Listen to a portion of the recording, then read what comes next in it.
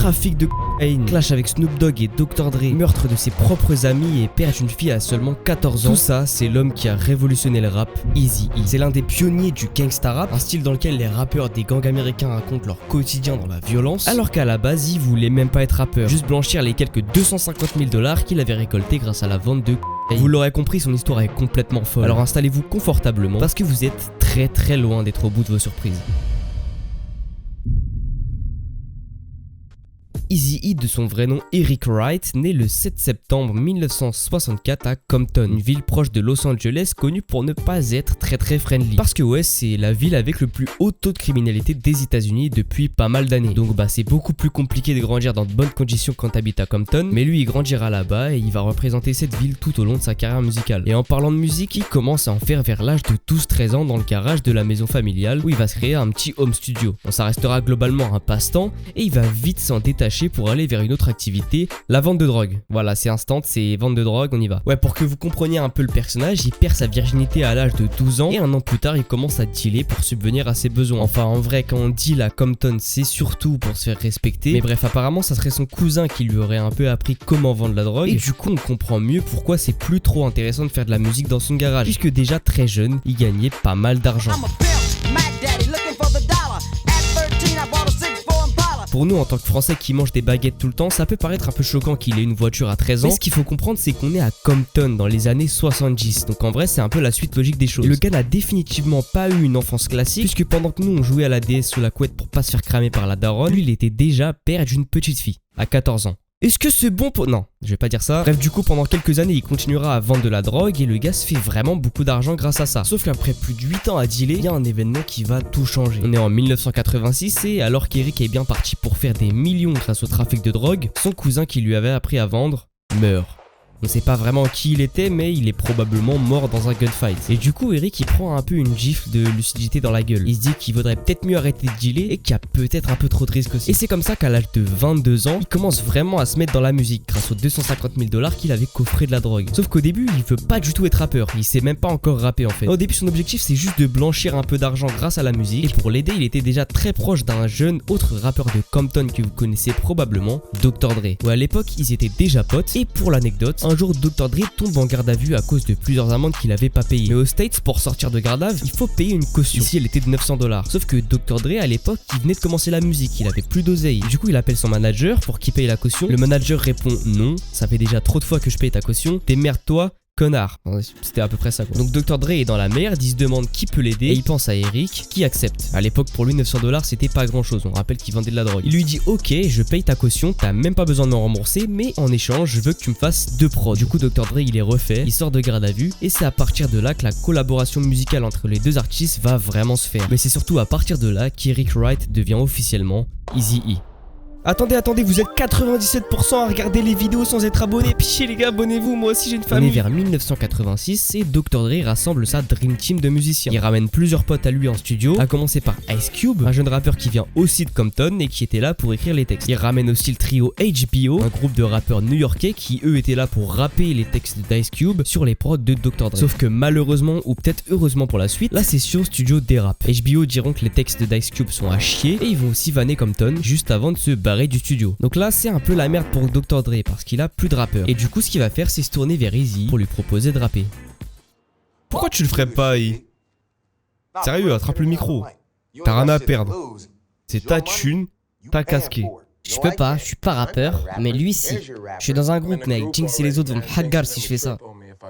Alors au début il va refuser parce que ouais à la base le projet c'était de faire de la musique. En aucun cas il était question que ce soit Eazy qui rappe. Lui il était juste là pour ramener la thune. Sauf que bien évidemment si vous avez cliqué sur la vidéo c'est qu'il a fini par accepter. Et c'est de cette simple embrouille de studio que naît le tout premier single d'Eazy, Boys in the Hood.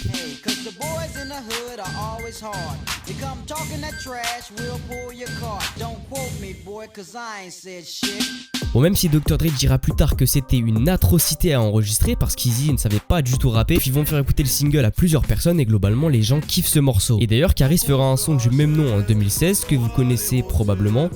Après les pépettes, rivière de Giacomier. Donc ouais, Boys in the Hood, ça a vraiment influencé le futur du rap. Mais bref, par la suite, Dr. Dre va ramener d'autres potes à lui en studio. A commencer par MC Ren et Arabian Prince en tant que rappeur, et DJ Yella qui était un autre beatmaker avec qui Dr. Dre avait déjà collaboré. Le courant va direct très bien passer entre les 6 et ils vont créer ensemble un groupe légendaire de la culture du rap, NWA.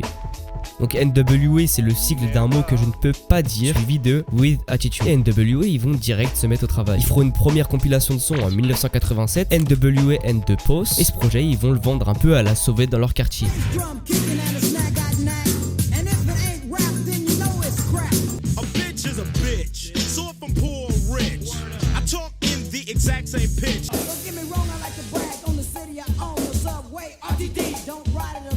Sauf qu'Eazy, il est pas satisfait. À la base, il voulait blanchir son oseille, pas faire des petites compilations sur des cassettes et les vendre dans la rue. Du coup, il parle à Dr. Dre de son ambition, et comme Dr. Dre il essaie de percer dans le rap depuis des années, c'est un peu l'opportunité qu'il lui fallait. Du coup, les deux se mettent directement en tête de fonder un label, sauf que tu crées pas un label comme ça. Il faut quelqu'un dans le business de la musique qui connaît toute la partie administrative et qui pourrait s'occuper de la distribution. Et c'est là qu'ils entendent parler d'un manager musical qui a plus trop d'artistes en ce moment, l'un des antagonistes principaux de notre histoire, comparable à Aizen dans Bleach, Jerry Heller.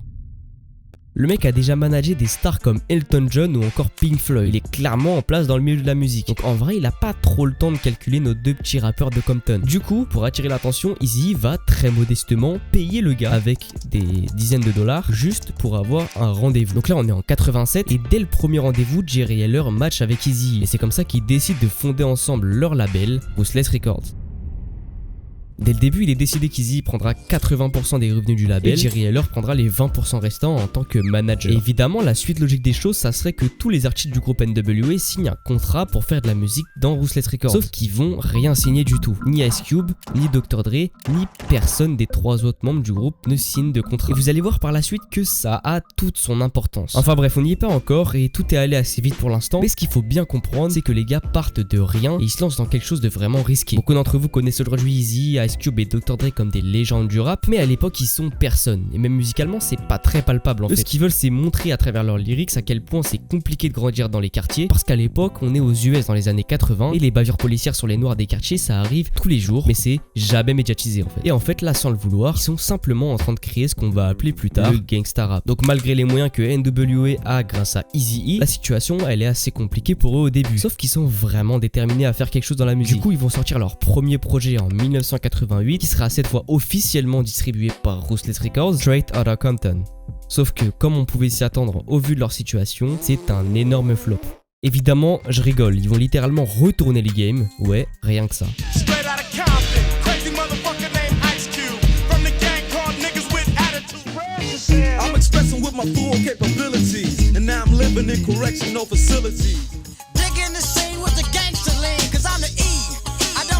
Leur ascension, elle est juste fulgurante. Ils vont vendre plus d'1 million d'exemplaires, monter jusqu'au top 38 du Billboard 200, en n'oubliant pas qu'à cette époque, c'est l'un des seuls albums de rap présents dans le Billboard. Et donc là, dans la communauté rap, on parle vraiment de la naissance du gangsta rap avec cet album-là, qui va d'ailleurs être le premier album de ce style à être certifié disque de platine aux États-Unis. Et même si vous pensez ne rien connaître d'NWA, c'est sûr que vous connaissez au moins ça. Et d'ailleurs, ce morceau Fuck the Police, à l'époque, c'était un scandale. Le gangsta rap est devenu très populaire et lucratif grâce à des paroles sur la violence destinées à un jeune public très large, jusqu'à des kilomètres du moindre ghetto. Il y a même eu des concerts d'NWA qui ont été interrompus par la police parce qu'ils jouaient ce morceau alors qu'on leur avait totalement interdit de le faire. Parce qu'en plus de ça, à l'époque aux États-Unis, la plupart des gens considèrent que le rap c'est pas de l'art. Faut noter que cet album d'NWA ne passait pas à la radio. Ils auraient jamais fait tourner en radio des noirs de Compton qui insultaient la police, c'était inimaginable à l'époque. Et ça, NWA et surtout Eazy va en jouer tout au long de sa carrière. Il va comprendre que faire et dire des choses controversées ça ramène du buzz. Il y a d'ailleurs un film sur la vie d'Eazy qui nous illustre extrêmement bien cette prise de conscience. Un titre enregistré par le groupe NWA sur l'album Straight Outta Compton incite à la violence contre la police. Une telle apologie est répréhensible. En tant qu'organisme chargé du respect de la loi, nous la récusons. Attendez, peut-être qu'aucun d'entre nous devrait s'inquiéter. On devrait être content. Regardez ça là. Ça c'est un cadeau. Ça, c'est de la publicité gratuite pour NWA.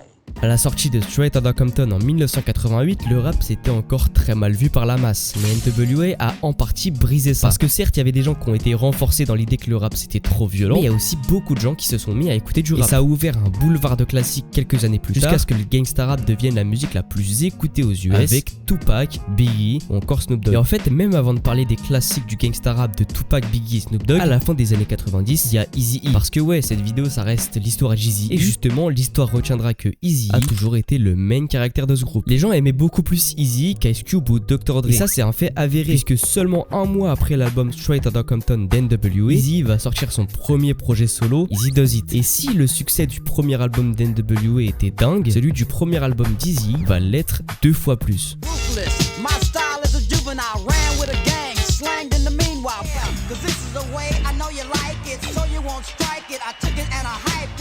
Le projet est juste choquant. Là où Straight Outta Compton d'NWA a fait 1 million de ventes le mois d'avant, Eazy-E en solo avec Eazy Does It en fera 2 millions. Les gens étaient étonnés de voir un petit gars énervé et violent d'1m59, mais pourtant super charismatique. Et surtout la voix qu'il avait à l'époque, elle était très spéciale. Là où tous ses concurrents de l'époque du genre Ice-T forçaient un peu pour avoir la voix grave, lui il assume complètement sa voix aiguë et ça passe trop bien.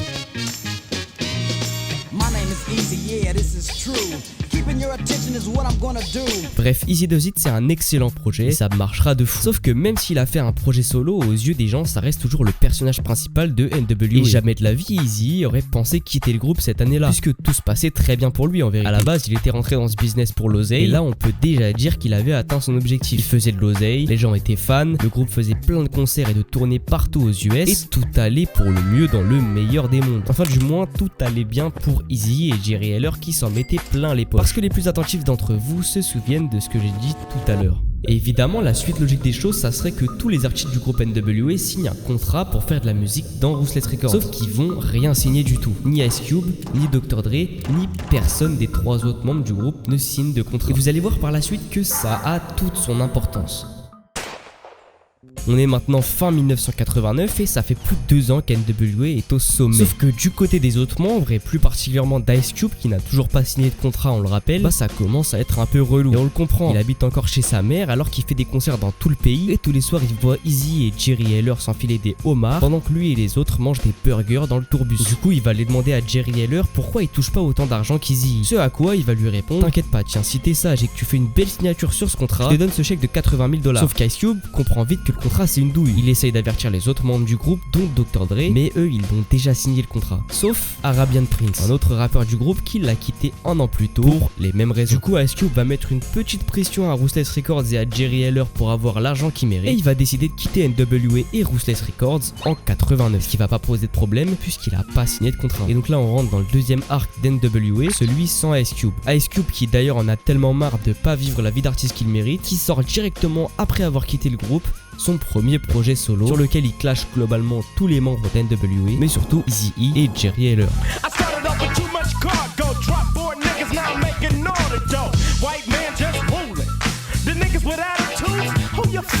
En gros il dit que depuis qu'il a lâché NWA, il gagne tout l'argent de sa musique et que tous les autres membres du groupe se font scammer par Eazy et Jerry Heller qui gardent tout l'argent pour eux. Ce qui en soi était complètement vrai et légitime. Mais Dr. Dre, MC Ren et DJ Yala, eux ils décident de rester dans le groupe pour 1 an encore, et ils sortiront en 1991 le dernier projet d'NWA sans Ice Cube, et Feel For Zaggin.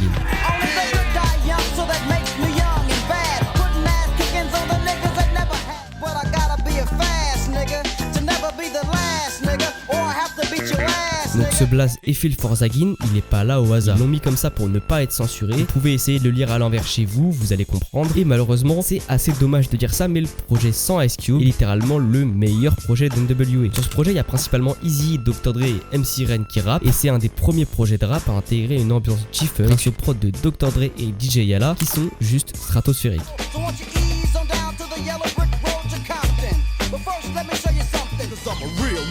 But I guess you figured I was soft, but she paid the cost to divorce and got charged. Now this is some shit that's from the days of way back when niggas in Compton first started to Et là où Straight Outta Compton était allé jusqu'au top 37 ou 38 du Billboard 200, bref on sait plus trop, Eiffel Forzagin va tout simplement se classer premier. Et si vous êtes un auditeur de rap, vous devez savoir que Eiffel Forzagin c'est aussi le premier album de rap de tous les temps à se classer premier du Billboard. Ce qui montre que globalement les gens s'en battent les couilles, qu'il y a 2 membres du groupe qui se sont barrés, tant qu'il y a encore Eazy qui rappe. Et dans ce projet c'est là qu'on va vraiment comprendre qu'Eazy c'est un gars qui aime plusieurs choses dans la musique. Tout d'abord parler de cul.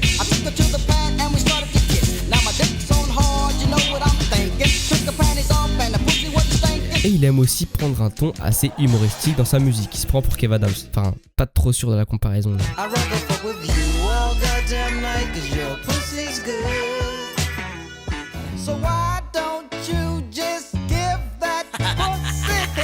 Sauf que c'est seulement maintenant que Dr. Dre se dit à son tour que peut-être le fait qu'il habite encore chez sa mère alors qu'il est connu dans tout le pays, c'est pas normal. Et que peut-être il faudrait un peu d'argent. Du coup, il quitte le groupe en 1992 et fonde un petit label avec Suge Knight qui est pas trop connu dans le monde du rap, Death Row. Label qui par la suite va notamment signer des petits rappeurs tels que Snoop Dogg et Tupac. Et pour inaugurer ce label, Dr. Dre sortira un petit projet solo dont vous avez peut-être entendu parler, The Chronic. Just another motherfucking day for Dre, so I begin like this. No medallions, dreadlocks, or black fists. It's just that gangster glare. Where it takes place, so a national attention. Mobbing with the dog pound.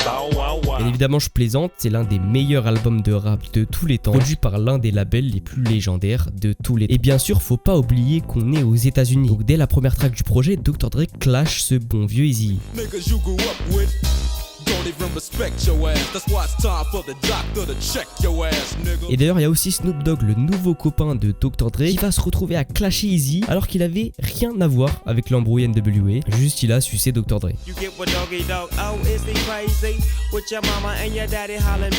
Ce à quoi Eazy répondra en 93 avec un EP entier. Et malheureusement pour Dr. Dre, il se fera manger. What's up, honey? You're like a kid, you found a puppy, now you're dapper. But tell me where the fuck you found the anorexic rapper? Mr. Prankster, storybook gangster. Back in 86, you wore the pumps and mascara. En fait, dans ce clash, tu sens que Dr. Dre, il veut un peu jouer le papa qui remet son fils dans le droit chemin. Et du coup, il clash pas vraiment. Alors que de son côté, Eazy, c'est vraiment Derka et c'est bien amené. Et si aujourd'hui, Booba vanne tout le monde sur Twitter avec des photos dossiers, faut pas oublier qu'Eazy, il l'a fait bien avant. And now you think you're bigger. But to me, you ain't nothing but a bitch. Et Eazy, il a un argument de fou pour vanner Dr. Dre dont je vous ai pas encore parlé. Et si vous êtes attentif, vous avez probablement remarqué qu'en fait quand Dr. Dre a quitté NWA et Ruthless Records pour fonder Death Row, il était toujours sous contrat. Le même contrat pourri qu'Ice Cube et Arabian Prince avaient refusé de signer. Ce qui veut dire que globalement, il pouvait pas quitter Ruthless pour fonder un autre label, ce qui paraît logique. Du coup, Suge Knight, le nouvel associé de Dr. Dre, va tout simplement faire un guet-apens à Eazy pour qu'il déchire le contrat. Mais Eazy, il va pas lâcher si facilement et du coup, au bout de plusieurs coups de pression, les deux camps vont trouver un terrain d'entente dans lequel Eazy déchire le contrat, ce qui veut dire que Dr. Dre est de nouveau libre musicalement, mais Eazy va toucher 20% de tous les revenus que génère la musique de Dr. Dre pendant 7 ans. Ouais, vous l'aurez compris, mais globalement Eazy ne perd jamais le sens du business, le gars aime trop l'argent. Et donc évidemment, Suge Knight et Dr. Dre, ça les fait chier de fou qu'ils prennent 20%, ce qui est quand même énorme, mais ils sont un peu obligés d'accepter. Et voilà pourquoi Eazy, quand il clash Dr. Dre, il a le droit de dire ça. Damn, they tried to fade you on Dre Day. But Dre Day only meant Eazy's payday. 1993, ça y est, Eazy est tout seul. NWA ça existe plus depuis 2 ans. Il est plus pote avec Ice Cube, plus pote avec Dr. Dre. Par contre, il est encore pote avec MC Ren. Ce qui est cool, mais c'est pas tellement celui avec qui on veut qu'il collabore en vrai. Pas non plus le rappeur du siècle.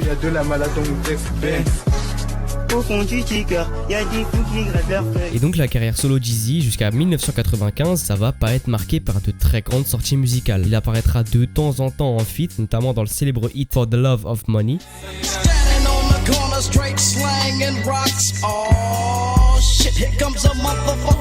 Mais à part ça, il va rien se passer de fou. Il va continuer à faire sa musique dans son coin et la guerre avec Dr. Dre va se tasser un peu. D'ailleurs, en vrai, ils ont jamais vraiment été en clash, c'était surtout pour les stats. Enfin si, il va se passer un truc assez important quand même, puisqu'Eazy va se réconcilier avec Ice Cube.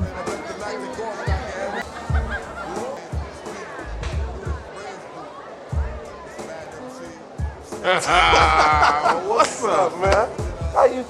Et bref, Eazy à cette époque-là, c'est une star confirmée du gangsta rap. Tellement une star qui va se faire inviter à la Maison Blanche pour un dîner organisé par le président des US. Donc à l'époque, c'était George Bush. Et c'est assez ironique en sachant que quelques années plus tôt, il insultait la police et que le gouvernement américain avait pas trop envie qu'il continue de le faire globalement. Et bref, tout ça pour dire qu'Eazy, il a déjà prouvé de quoi il était capable en 1995. Et pour le coup, on peut dire que son objectif de base de blanchir les 250 000 $, il l'a accompli. En plus de ça, il a accumulé beaucoup de succès et ça l'a aidé dans une des quêtes qu'il a eu dans sa vie, dont je vous ai pas encore parlé, faire des enfants. Parce que ouais, au début de la vidéo, je vous ai dit qu'il avait eu son premier enfant à 14 ans. Et bah Eazy, il s'est pas arrêté là, puisqu'il a encore eu 11 autres enfants de 7 mères différentes. Mais ouais, quand je vous ai dit que l'histoire de ce mec était complètement dingue, je vous ai pas menti. Sauf que malheureusement, si vous regardez le temps qui reste à la vidéo et que vous mettez un petit like au passage, vous comprenez que cette histoire incroyable a forcément une fin à un moment.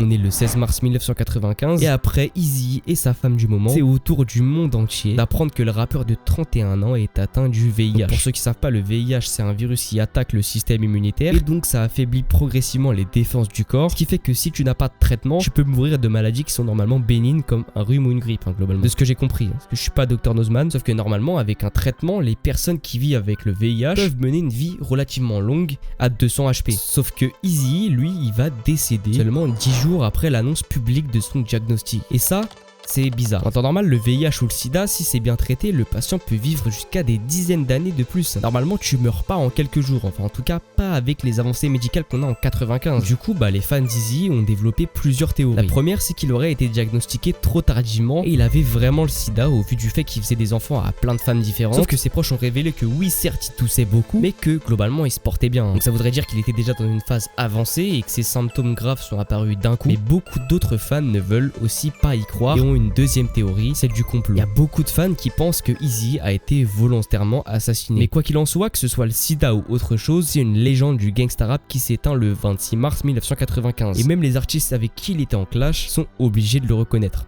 First of all, I gotta say peace to the family and children of Eazy-E. Word up. And to the man, often imitated, but never duplicated, Eazy motherfucking E. Et si j'ai dit qu'il va rien sortir de fou entre 93 et 95, c'est parce qu'il préparait son troisième projet solo, qui est d'ailleurs selon moi son meilleur projet. C'est clairement un no skip et au moment de sa mort il était presque terminé, mais du coup il sortira malheureusement de manière posthume en 1996 avec un nom toujours fidèle à lui-même. Attention mesdames et messieurs, Straight Off the Streets of Motherfucking Compton. 1990 motherfucking E, the motherfucking year of the real motherfucking G's.